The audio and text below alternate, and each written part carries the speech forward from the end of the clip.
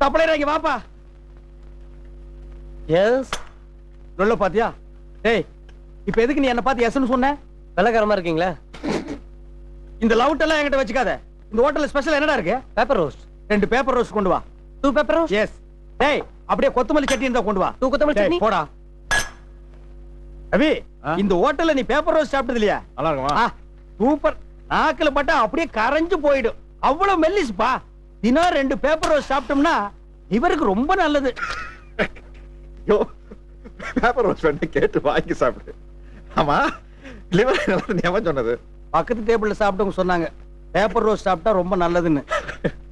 யாருக்கா? Hotel நடத்துறவனுக்கு. Time என்ன ஆகுது?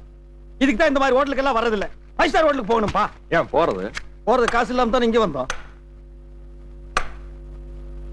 Paper roast. டேய், நான் உங்ககிட்ட என்ன சொன்னேன்? நீ என்ன கொண்டு வந்த? This paper roast.